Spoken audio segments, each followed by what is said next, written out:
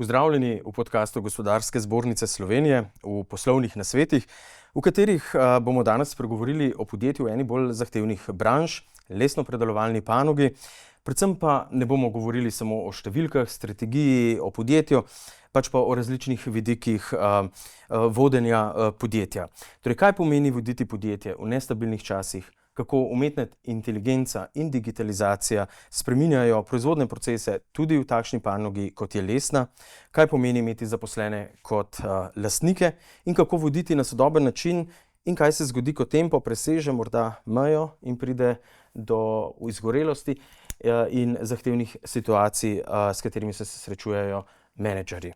Z nami je Aleš Ugovšek, direktor podjetja Emsora, podjetje s 75-letno tradicijo proizvodnje visokokakovostnih oken, sicer pa tudi mladi menedžer leta 2025. Aleš, dobrodošel v studiu in seveda čestitke tudi za ta laskavi naziv. Jernej, hvala lepa. Hvala za povabilo, hvala za čestitko. Dobrodošel tukaj tudi zaradi tega, ker na nek način si se danes ponovno vrnil na GZS, si naš bivši sodelavec. Ko sem po hiši napovedal, da pravzaprav prihajaš, so bili vsi veseli in tudi komaj čakajo tale podcast, kar pomeni, da si pustil tudi pozitivno sled znotraj GZS-ja. In če se ne motim, ti si pravzaprav začel s podcasti GZS-ja v takratnih časih, v povsem drugačnih razmerah. Danes vidimo, pravzaprav studio je profesionalno opremljen, takrat je bilo to čisto nekaj drugega, kaj ne? Ja, drži. Začelo se je s podcastom Gravitacija in takrat sva imela z Miho na sredi mize eno mešalko, 2 mikrofona, nič kaj toliko profesionalno, pa vse je bilo v audio obliki. No, evo, v tem času smo se tudi, bom rekel, nadgradili, ampak nekdo je moral začeti, tako da bravo. Aleš, mi da sta se dogovorila, da se bova tikala. Začnimo pa seveda pri podjetju Emsora. Nekako sem že uvodoma povedal, dolgoletna, večdesetletna tradicija, ste visoko, bom rekel, kakovosten proizvajalec oken, torej stavbnega pohištva. Kako bi danes opisal podjetje nekomu, ki ga pravzaprav ne pozna? Ja, drži, smo proizvajalec visokokakovostnega stavbnega pohištva, lesenega, ni pa Emsora samo to. Emsora je v resnici skupina podjetij iz leta 1948. Skupina podjetij zaradi tega, ker imamo poslovno enoto Okenska arhitektura, kjer izdelujemo okna.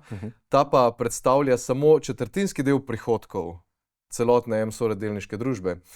Imamo tudi poslovno enoto Norika, kjer imamo veleprodajo stavbnega okovja, imamo 4 maloprodajne trgovine, 3 franšize Spar in gradbeni center. To izvira iz naših zadružniških začetkov in to je tudi 4. steber naša zadruga. Imamo tudi odkup mleka, hlodovine in živine. Torej, ti nekako 4 stebri tvorijo skupino Emsora, ki pa posluje po različnih trgih in imamo tudi hčerinska podjetja v Makedoniji, v Severni Makedoniji, v Albaniji, na Kosovo in na Hrvaškem, kjer imamo tudi svoje zaposlene. Lansko leto nas je končalo leto z 292 zaposlenimi. No, in če ostanemo še malček pri številkah, kaj ti govorijo, naprimer, na koliko trgih ste prisotni, kakšni so prihodki, dodana vrednost morda na zaposlenega? Torej, z našimi zaposlenimi smo poleg Slovenije prisotni še na dodatnih 4 trgih, katere sem omenil. Imamo 2 hčerinski podjetji tudi v Italiji in pa v Avstriji, kjer nimamo zaposlenih. S svojimi produkti smo prisotni po celem svetu. V konsolidiranih številkah, govorim, smo pa lansko leto vključno z našo zadrugo končali z 62 milijoni celotnih prihodkov in kot že omenjeno z 292 zaposlenimi. Naša dodana vrednost na zaposlenega pa je bila v preteklem letu dobrih 53.000 evrov na zaposlenega. Kaj je danes pravzaprav največji fokus podjetja in kakšni so vaši načrti recimo za naslednja leta? Letošnje leto sta 2 bistvena fokusa, precej osnovna. Prvi je dobra in aktivna prodaja naših oken. Razmere na trgu so se res zaostrile že lansko leto. Letos niso nič enostavnejše. In pa drugi so učinkovito obvladovanje terjatev. Plačilna disciplina se je poslabšala. Podjetja so v finančnih težavah, ne seveda vsa, in na terjatvah je en pomemben fokus letošnjega leta, ker terjatve zelo vplivajo na likvidnost poslovanja. No, ravno to sem želel zdaj vprašati, ne, dejansko za gospodarstvo so precej nepredvidljivi, nestabilni časi, ne. Torej vprašanje dobavljivosti izdelkov, polizdelkov, ne, surovin, te so se zelo podražile, predvsem v nekaterih segmentih. Tukaj je energetska kriza, visoki stroški dela, še posebej specifični seveda za Slovenijo, ne. Vemo, kaj se je dogajalo v zadnje pol leta, tudi v domačem okolju, pomanjkanje delovne sile. Kateri so pravzaprav, nekaj si že omenil, vaših izzivov, ampak kako se pravzaprav spopadate z vsem tem, rekel, zahtevnim okoljem, v katerem vaše podjetje deluje? Z nekaterimi stvari se spopadamo dnevno bolj, z drugimi manj. Tiste, ki so nekako strateško zapeljane, jim sledimo strateško in so tudi dobro zapeljane, da neke probleme rešujemo že vnaprej oziroma jih preventivno naslavljamo.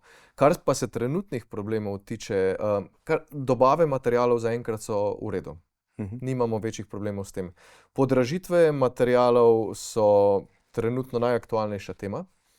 Problematična predvsem z vidika, ker podražitve materialov neposredno vplivajo na podražitve končnih produktov. V našem primeru so to okna, kjer pa je res velika cenovna konkurenca.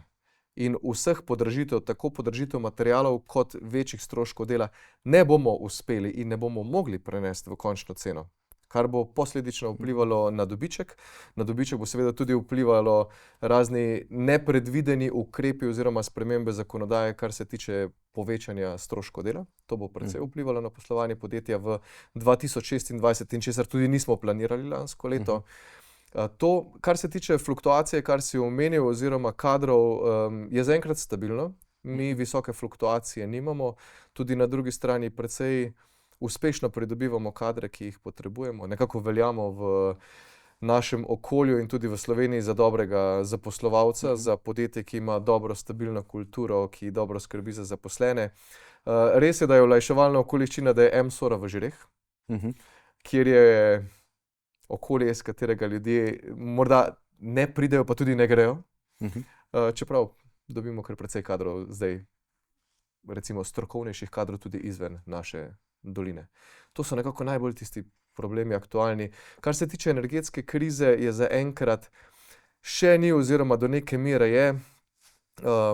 Z letošnjim letom se zaključuje obdobje, ko smo imeli zakupljeno električno energijo.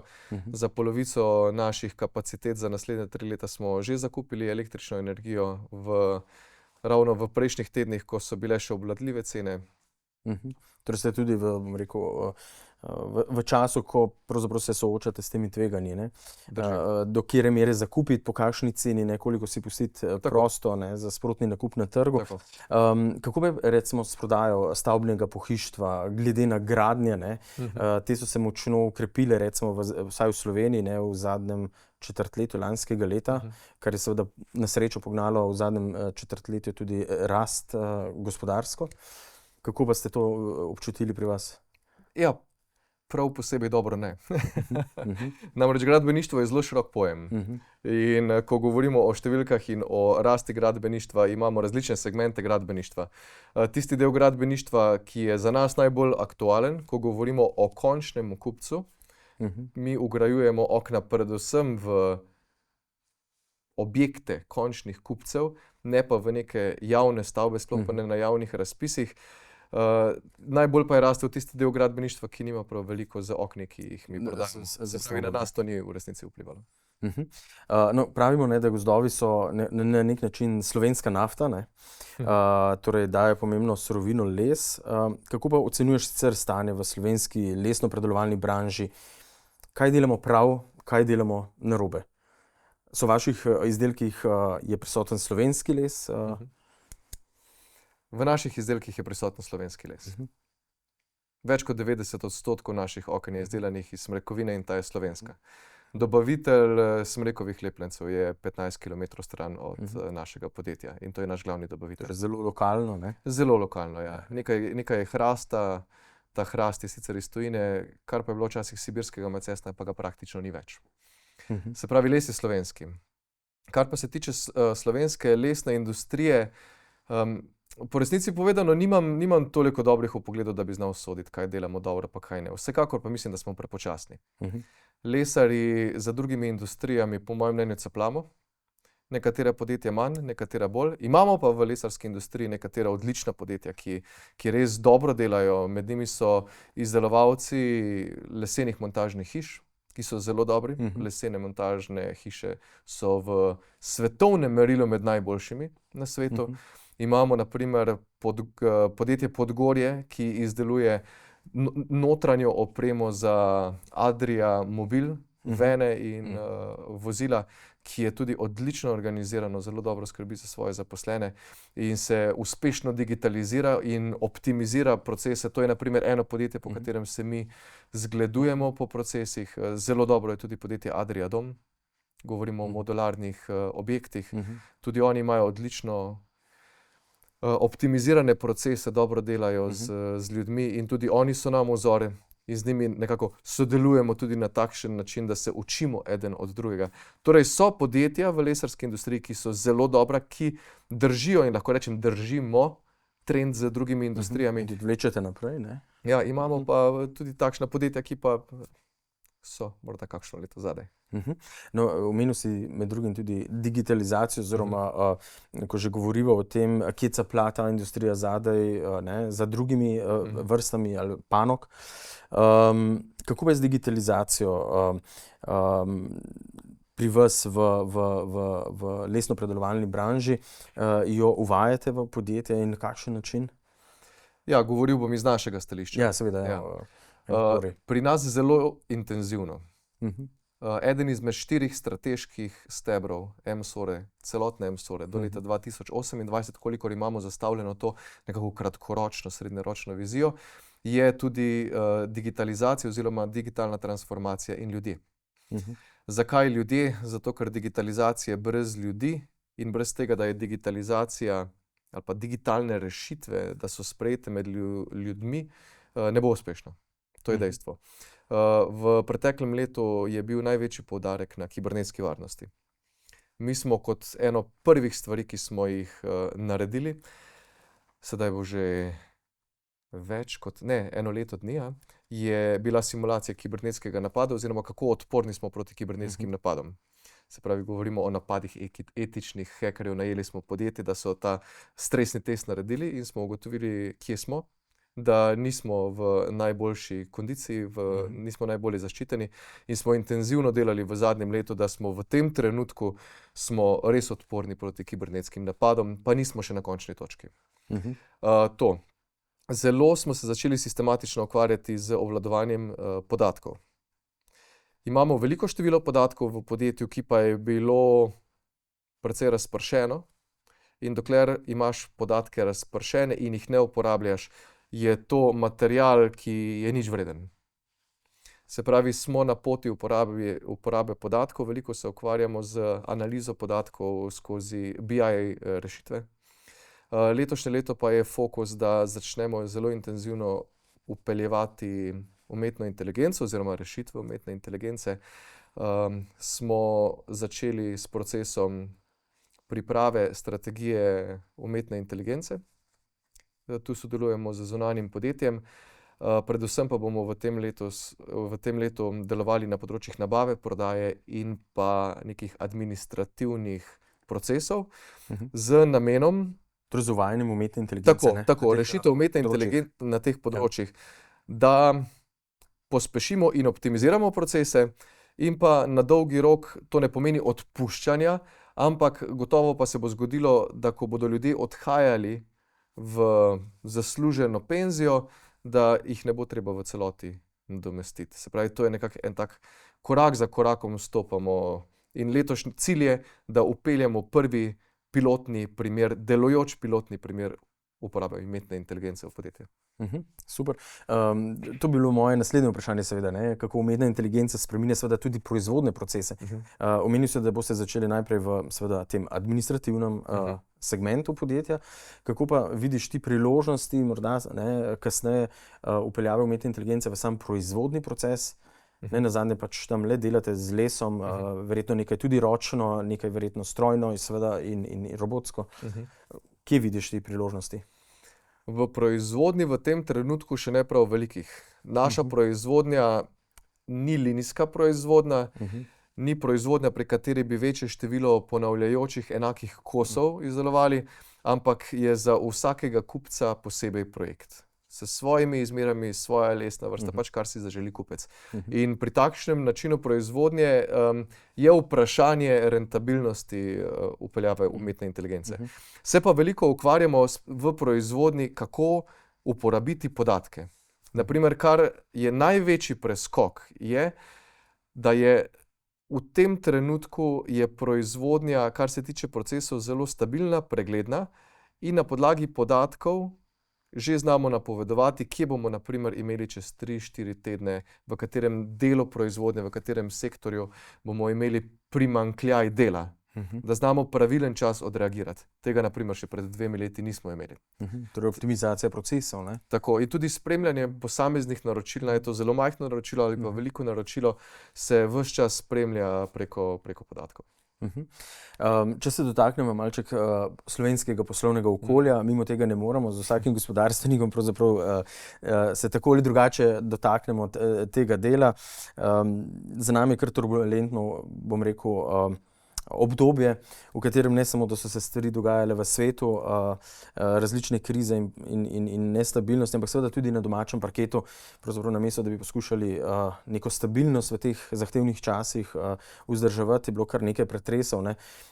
Omenili smo danes že večkrat, se rekla, stroški dela so šli močno gor, tudi različne administrativne obremenitve. Če bi lahko spremenil ti kot gospodarstvenik, če bi imel to možnost, neke 3 stvari v slovenskem poslovnem okolju, da bi podjetje, kot je na primer vaše, MSORA, lažje delovalo, bilo bolj konkurenčno v vaši branži napram tujim konkurentom, kaj bi bile te 3 stvari? Sam največkrat rečem, da se prav veliko ne ukvarjamo s tem, kar nam nekako zakonodaja predpiše, to vzamemo in potem izvedemo, pa se usmerimo drugam, v fokus, kar lahko sami, ampak vseeno. Meni je zelo žal, da se je odločila zdaj še vedno aktualna vlada, ali pa vlada v odhajanju, za spremembo dohodninske lestvice, kar je uvedla prejšnja vlada. To mi je bilo zelo žal, to je bil, mislim, da dober predlog, ki je bil sprejet in je bil potem ukinjen in računam, da se bo to spremenilo, vkolikor se zamenja nekako vladna garnitura. Kar je bilo sprejeto, recimo pa v zadnjih letih, je bilo pozitivno na področju lastniških zadrug. To je bilo v zaključku leta 2025 sprejet zakon. Na nas konkretno, ker imamo to že dovolj dobro zapeljano, to ne vpliva trenutno, so to prvi koraki, za nekako zametki so za nadaljevanje teh procesov. To je bilo pozitivno. Kar pa bi spremenil absolutno je stabilnost pri nekih dodatnih obdavčitvah, ki morda nimajo širšega smisla ali pa ga ne razumemo. Se pravi, neka stabilnost gospodarstva, predvsem pa preglednost nad nekimi javnimi naročili. Govorimo na primer o zelenih javnih naročilih. Mi kot proizvajalec lesenih oken s našo cenovno ponudbo nismo konkurenčni na zelenih javnih naročilih. Zelena javna naročila se tudi zelo slabo kontrolirajo, ali so v resnici izvedena v skladu z zakonodajo. In se je tudi izkazalo, da se v preteklih letih, v precej letih, niso izvajala temu primerno. Se pravi, to bi nam zelo pomagalo, da ne bi bila cena kot edini in prvi faktor, ampak tudi nekatere druge, kot so reference in pa širše razumevanje, kaj lesena okna so in kaj lahko določen proizvajalec lesenih oken, kot smo na primer mi, ki poleg oken ponujamo še vse ostale segmente stavbnega pohištva, od senčil do polic. Poleg tega izvajamo skoraj da ne inženiring v sodelovanju z investitorjem, da je to tista dodana vrednost, ki na koncu odtehta, zakaj smo morda nekoliko dražji, kot pa je najcenejši ponudnik. Se pravi, to bi nam zelo pomagalo. In pa To sicer ni povezano s poslovanjem, je pa zelo aktualno za nas kot M-SORO, kot delniško družbo z notranjim lastništvom, da bi za takšne primere bil ta kapitalski dobiček oziroma davek od kapitalskega dobička, da bi bil nižji. Namreč, če nekdo kupi delnico M-SORE znotraj, je potem in jo proda v roku 5 let, drugemu zaposlenemu bo od kapitalskega dobička plačal 25%. Ja. In potem to pada vse do 15 let, po 15 letih pa ni več tega davka na kapitalski dobiček. Se pravi, na Hrvaškem je to bistveno drugače in bistveno niže in mislim, da to bi nam zelo pomagalo, zato ker bi bil tudi prenos delnic v notranjem lastništvu bi bil hitrejši. No, ravno sam si dejal, ne, da M-SORO ni samo podjetje, ne, klasično, ampak ima lastništvo zaposlenih. Ne. Ta vaš model je pogosto predstavljen seveda tudi kot nek primer dobre prakse. A ne. Kako je z lastništvom, mogoče če samo na kratko opišeš, in kako se to dejansko pozna v praksi? Ne? Kje so tiste bistvene razlike, naprimer od nekih tradicionalnih oblik lastništva podjetij v primerjavi z lastništvom, kjer so zaposleni pravzaprav tudi lastniki tega podjetja? M-SORO je od leta 2006 razdeljena v 2 podjetji, če po domače rečem. Na eni strani delniška družba M-SORO in na drugi strani kmetijsko-gozdarska zadruga M-SORO. Prej je bila, do leta 2006 je bila zadruga. Potem se je to razdelilo. Zadruga je ostala 20% lastnica delniške družbe, preostalih 80% lastništva pa so pridobili z vplačilom svojega denarja. To je zelo pomembno. Z vplačilom svojega denarja in z odkupom lastništva M-SORE zaposleni in delničarji in kmetje. Namreč mi kot zadruga, ne, pod svoje okrilje in v svojo skupnost imamo zelo močno vpeto tudi kmete. V tem trenutku je med tistimi 80% lastništva 141 malih lastnikov. Nobeden lastnik nima več kot 5% lastništva, tako je zapisano po statutu. In tudi, da lahko prideš sploh do možnosti, da odkupiš delnico, moraš biti najmanj 2 leti zaposlen v M-SORI ali pa 2 leti aktivno sodelovati z našo zadrugo. Se včlaniš v zadrugo M-SORE, postaneš zadružnik in potem pridobiš pravico, da sploh prideš do delnice, ko pridejo te delnice na notranji trg. Potem pa se začne ene vrste bitka za te delnice. Ampak to lastništvo, ne, verjetno prinaša tako prednosti, kot seveda tudi slabosti. Kje ti vidiš v bistvu oboje, pravzaprav obe plati medalje? Ne? Verjetno lastništvo zaposlenih pri podjetju vpliva na verjetno tudi nek njihov drugačen odnos do podjetja. Po drugi strani pa bi bilo zanimivo slišati, ali vas to, ki je morda tudi zavira, upočasnjuje, naprimer pri načinu odločanja, so kakšni drugi problemi, ki so s tem povezani. Kakšna je vaša praksa, izkušnja? Iskreno povedano, prav veliko problemov ali izzivov ne vidim. In jih ni. Vidim več nekih plusov. Kdo bi rekel, da je v takšnem načinu solastništva podjetja, da so določene odločitve počasnejše, pa v resnici niti ni tako. Sej gre na tak način, da skupščina delničarjev izvoli vsakih 5 let nadzorni svet, ki imenuje direktorja za mandatno obdobje. Sam kot direktor s svojo ožjo ekipo imam veliko avtonomijo pri nekih rešitvah, pri odločanju. Te odločitve, ki če so večjega finančnega zalogaja, pa potrjuje nadzorni svet.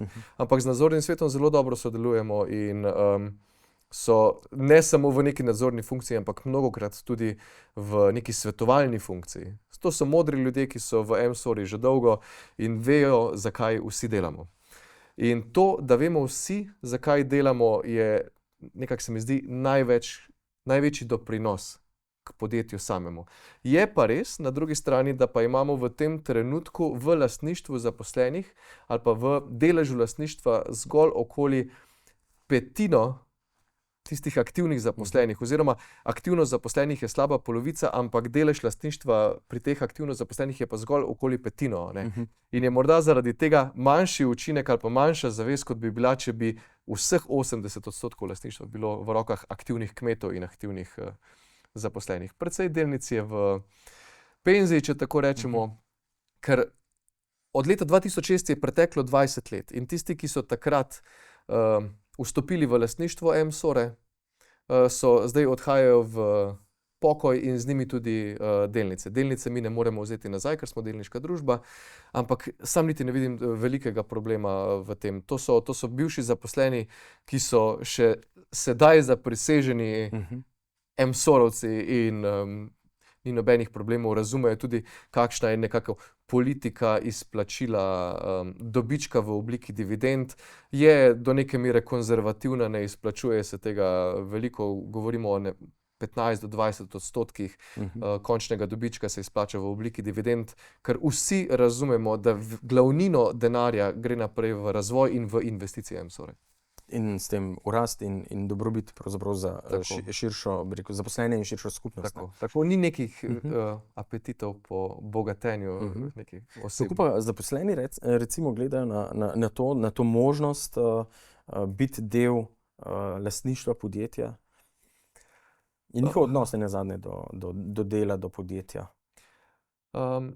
Kar opažam, da starejši kot so, ali pa ko grejo iz tistih 30, se pravi od 25 pa do 4, ali pa od 25 do 35 let, to lastništvo ni toliko aktualno, kar je povsem logično.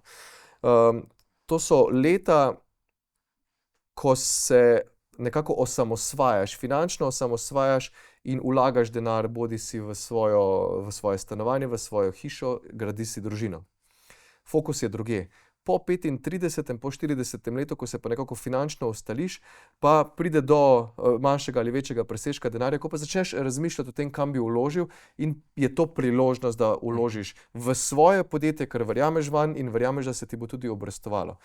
Se pravi, ta del zaposlenih vidi to kot večji potencial, se pa tudi mladi odločajo za to, ali pa vsaj vstopijo v lastništvo zadruge, pa so nekaj časa zgolj, se opravičujem, ne v lastništvo zadruge, ampak kot zadružniki v članstvo zadruge, pa se potem kasneje odločijo za nakup delnic. No, tak model podjetja, kot tudi sicer katerikoli drugi, pravzaprav seveda ne uspe brez dobrega vodje in vodenja. Ti si prejemnik priznanja, nagrade mladi menedžer, in v medijih je bilo zaslediti, seveda so te poimenovali nekako, da si sodoben vodja nove generacije. Kako bi recimo zaposleni opisali tvoj način vodenja? Sam namreč praviš, da ne izhajaš iz neke avtoritete, ampak bolj iz načela voditi z zgledom. Kako bi opisali te pa zaposleni? Zaposleni mislim, da me največkrat opišejo, da sem miren. Nekateri rečejo, da sem zelo hiter. Pa da precej stvari predvidim vnaprej. Tudi spremembe so en del mojega načina vodenja. Ni me strah sprememb. Sem človek, ki ima spremembe bolj rad, kot pa neko stabilnost. Sam niti ne vem, na kak način bi se opisal kot nek vodja. Tudi kar je na internetu zapisano, to so drugi zapisali tak opis na podlagi tega, na kak način so me spoznali.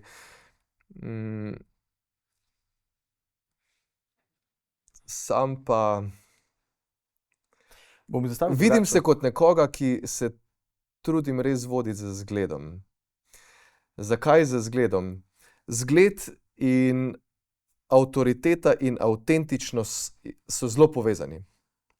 Omenil si na primer avtoriteto. Avtoriteta ima zelo tako negativno konotacijo v besednjaku. Si predstavljamo avtoritativnega človeka, ki je direktor, ki pove, kako bo, in vsi ga od Boga in točno tako boja.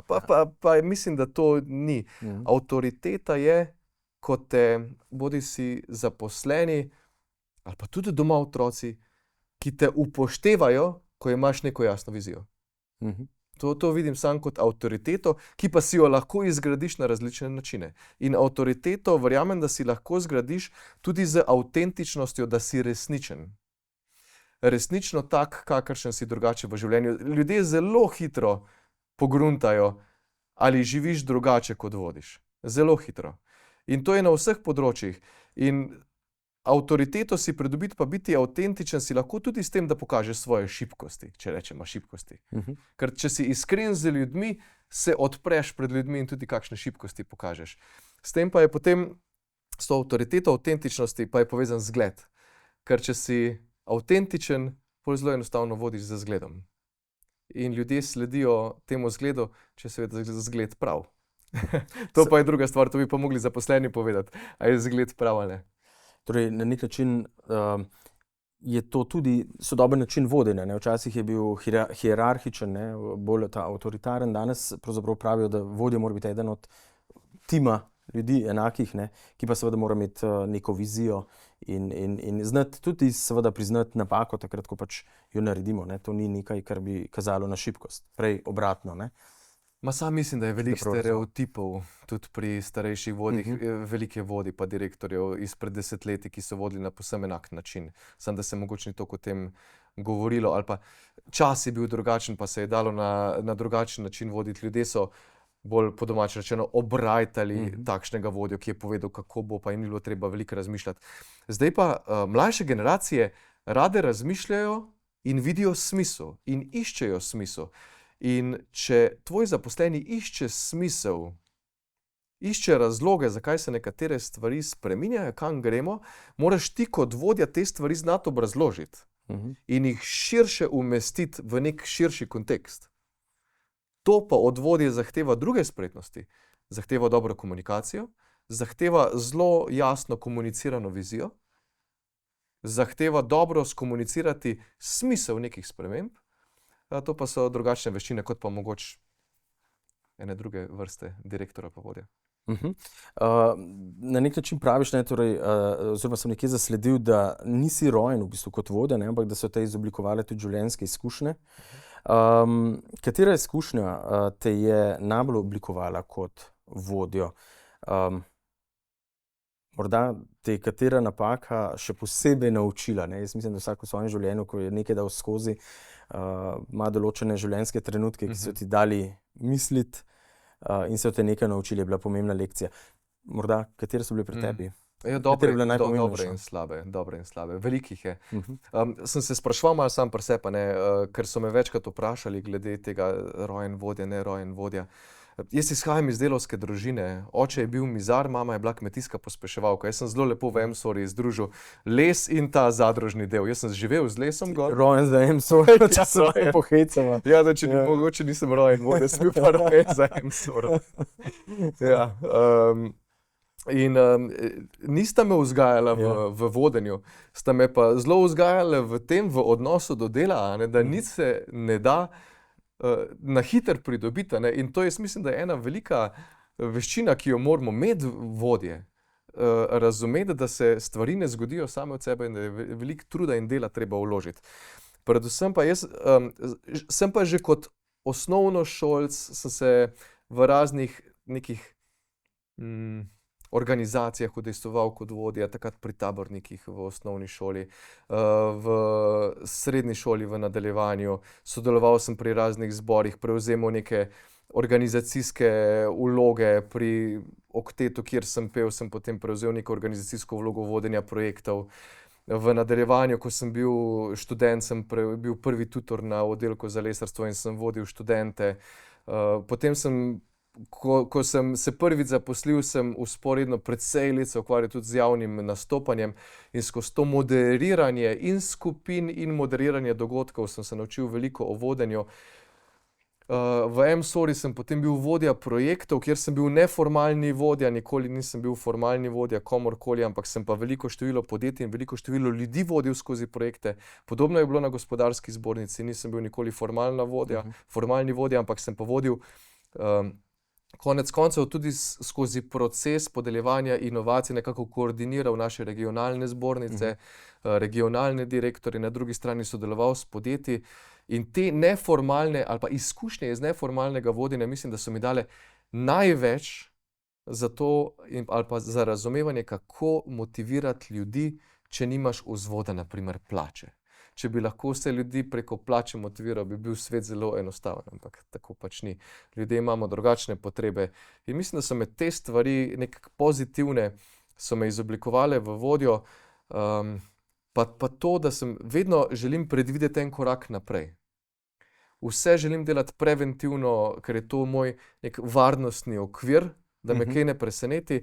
Je pa res, da sem se v časih, ko sem bil zaposlen v MSOR-ju, vodil projekte, imel 2 otroka z ženo, še moderiral dogodke, sem bil res ob obilici dela, sem se predelal v določenem trenutku in to je bil eden izmed mojih največjih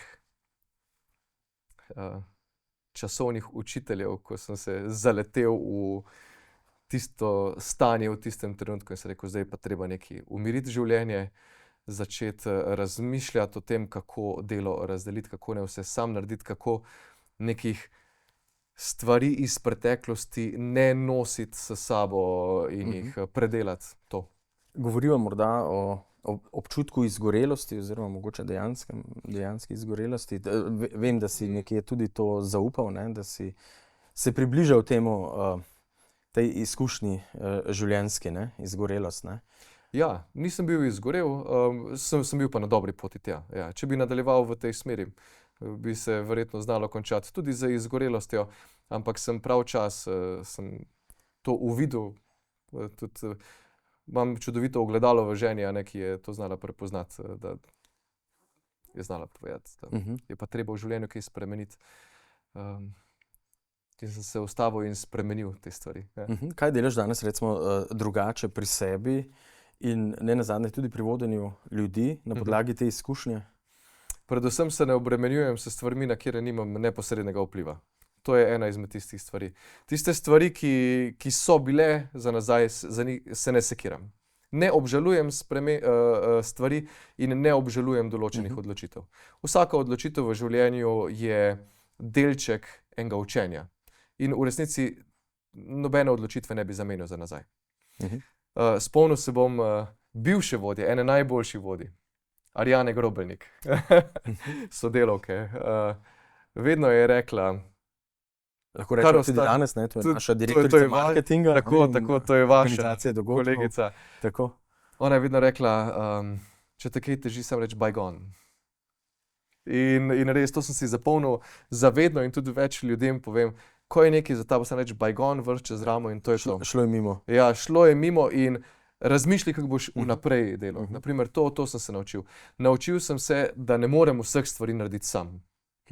Ampak, da je za resen preboj so potrebni ljudje, da je potrebno se naučiti, kako delo delegirati, kaj dati komu, kako sestaviti ekipo. Predvsem to, na kak način delati v skupini pa z ljudmi. Bi danes kakšno stvar spremenil, recimo, kakšno odločitev takrat, ne, odločitev iz preteklosti, če bi imel današnje izkušnje, današnje znanje, kaj bi naredil morda drugače, kot morda si takrat, ko? Bistveno manj bi se obremenjeval za določene stvari. Prav konkretno se spomnim par stvari pri določenih projektih, evropskih projektih, ki smo imeli, za katere sem se res žrl in sekiral in kdaj ne spal, pa so bile popolnoma po nepotrebnem. Z današnjimi izkušnjami se mi zdijo tiste stvari skoraj da banalne, ampak takrat sem se pa precej obremenjeval. No, ti si tudi strasten rekreativni športnik, ne? Veliko tečeš namreč. Ne? Zakaj ti je šport tako pomemben? Še posebej recimo za nekoga, ki je hkrati tudi menedžer, torej nosi odgovornost vodenja podjetja in hkrati mož in oče. Mislim, da 4 otrok, če imam. Drži, 4 otrok, ja. Ne tečem veliko. Zdaj, jaz na teden pretečem 25 do 30 km, to ni veliko, to so 2 ali 3 teki na teden, ne predolgi. Je pa res, da rad tečem dolge teke, maratone in daljše teke od maratonov. Zelo rad tečem po gozdovih in rad tečem traile. A sem zaradi tega strasten tekač, ne vem. Ne tečem zaradi tekem, tudi na tekme hodim na tiste, kjer gremo z MSOR. To so 3 teki na leto in na tiste teke grem drugače, pa najraje tečem sam.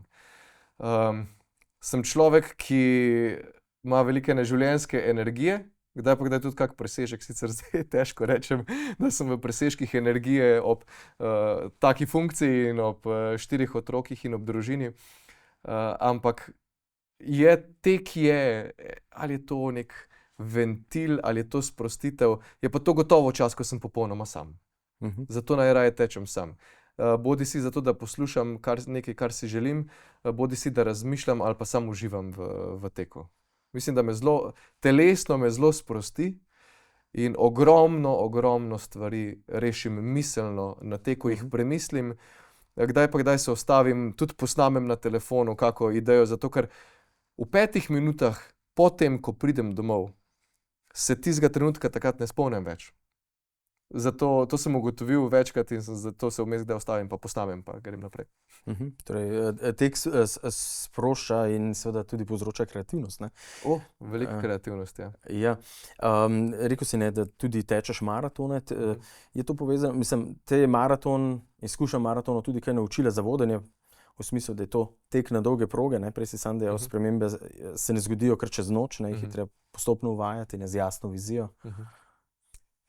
Ne vem, če me je maraton to naučil, ampak so pa veliko vzporednic. Mislim, da me je vzgoja bolj naučila, primarna vzgoja od staršev, pa način mojega delovanja, da ko je težko, ko pride do trenutka, ko je težko, da se takrat ne ustaviš, pa da greš naprej. Zagaziš v močvirje, greš čez močvirje in veš enkrat, da bo šel čez bolečino in enkrat ne bo več bolelo in bo šel do konca. In bo naslednja bolečina in bo šel spet naprej. Te vztrajnosti ti gotovo da na fizični, na telesni ravni maraton, ker slej ko prej na maratonu boli. Ja. V enem od pogovorov si dejal, ne, da ti je bil vzibelko, ne, torej strani družine, ki si jo nenazadnje tudi omenil, ne, in vzgoje bolj kot neke vrste poslovna žilica dan ta odnos do dela. Ne. Delo je verjetno ena od vrednot, a ne. Kateri so pa tvoje osebne vrednote, recimo, ki dejansko vplivajo tudi na poslovne odločitve, na to, kdo si in kakšen odnos imaš nenazadnje do sodelavcev, do vodenja podjetja? Zelo podobne vrednote so ali pa skoraj identične z vrednotami, ki jih imamo tudi mi v M-Sori. Pa če govorim o osebnih vrednotah, spoštovanje je gotovo ena izmed vrednot. To je spoštovanje sočloveka, a je to skozi komunikacijo, skozi odločitve. Spoštovanje okolja, spoštovanje skupnosti, spoštovanje odločitev drugega. Kdo pravi, da je moja odločitev pravilna? Kdo sem jaz, da bi vedel, zakaj si se ti tako odločil? Spoštujem tvojo odločitev. Ni rečeno, da jo sprejemam, jo pa spoštujem. Se pravi, spoštovanje v vseh pogledih. Iskrenost. Iskrenost mi veliko pomeni, zato ker ta iskrenost, mislim, da nam odpira pa stabilizira naše odnose, ker ni nekih laži in se ti ni treba ukvarjati, kaj je za mogoče neko izrečeno besedo. Iskrenost in pa družina. No, družina je res tista vrednota, neko moje sidro, kamor se vedno znova vračam. Kdaj rečem, da včasih, ko sem bil na odrih, ko sem bil mlajši, mi je zelo godlo, ko sem zaključil neko moderiranje, pa sem se podal med ljudi, pa so čestitali, pa sem se pogovarjal, pa se mi je fajn zdelo. Zdaj bi iz kakega odra najraje kar skozi zadnja vrata šel, pa se vrnil domov k družini in nekako v varen pristan. Teda družina je gotovo ključna vrednota. No, o prejemu nagrade, ne, si dejal, oziroma pravzaprav si izpostavil svetopisemski citat, ne, kar je morda malce neobičajno. Dejal si, ne, če bi imel vse vedenje, vso modrost, vas pa ne bi imel sem nič. Zanimivo. Zakaj? V resnici sem parafraziral en del Svetega pisma, govori o tem, da če bi imel vso vedenje tega sveta, če bi imel takšno vero, da bi gore premikal, ljubezni pa bi ne imel, se pravi, zamenil sem besedo ljubezen za vas, ampak saj ljudje smo povezani z ljubeznijo, pa tudi vi ste, Gospodarska zbornica je letos imela ljubezen kot osrednjo temo nagrad. Do dela in do vsega, ja, ustvarjamo. Se pravi, vas ljubezni pa ne bi imel sem nič. Sploh direktorji brez ljudi ne moramo na koncu narediti nič. Mi sprejemamo odločitve, nekako smo tretirani kot vizionarji, se pravi, imamo neko sliko prihodnosti, ampak po tej poti, proti tej sliki prihodnosti hodimo vsi skupaj. In sam kot direktor na tej poti lahko zelo malo naredim ali pa nič. Mogoče na kratek rok je nekaj lahko, na dolgi rok pa ne. In zato sem rekel, da brez vas v podjetju sem nič. Pa ne samo brez vas v podjetju, ampak tudi brez vas. Naj bo to bivših zaposlenih, bivših kolegov iz gospodarske zbornice, bivših drugih kolegov, brez prijateljev, brez družine, sem nič. Vsak me je malenkost izoblikoval in vsak dodaja na tej poti en kamenček k temu. Če pa grem na najbolj osnovno raven, če ostanem sam na svetu, kdo sem? Nič. Brez drugega človeka sem sam sebi namen, se pravi, sem nič. Zelo pomenljivo. Počasi se izteka najin čas za pogovor, Aleš. Glede na to, da smo v poslovnih nasvetih, seveda, torej podcastu z tem fokusom, morda zaključiva z 3 konkretnimi nasveti, ki bi jih podal seveda še mlajšim vodjem oziroma tistim, ki razmišljajo o tem, da bi rekel, strokovne vode iz strokovnih vod se podali tudi v vodenje rekel, ali timov ali procesov in tako, ki so seveda na začetku kariere. Kaj bi jim želel podati na tej poti v vode vodenja? Kateri so 3 nasveti, ki bi jih iz svojih izkušenj jim podal? Kot prvo, imejte neizmerno željo po novem znanju. To je res ključno. Mogoče anekdota, ampak je pa resnična. Vsakič, ko sem zamenjal službo, vse do trenutka, ko sem se vrnil nazaj v MSOR, sem šel za nižjo plačo. Ko sem šel iz fakultete na MSOR prvič, sem šel za nižjo plačo, kot bi jo imel, če bi nadaljeval na Univerzi v Ljubljani na biotehniški fakulteti. Ko sem prišel na gospodarsko zbornico, sem šel za malenkost nižjo plačo. Šele ko sem se vrnil nazaj v MSOR, sem šel za višjo plačo, potem, ker sem bil tudi povabljen nazaj za drugačno funkcijo. In to bi dal mladim. Imejte to potrpežljivost in sledite znanju. Ne imeti prevelikih apetitov na začetku prvih 5-10 let po visokih plačah in pa po res velik denarja. Ker znanje je edina stvar, če res nimamo nesreče, ki nam ga nihče ne more vzeti. Znanje in pa na drugi strani ljudje, ki jih poznamo.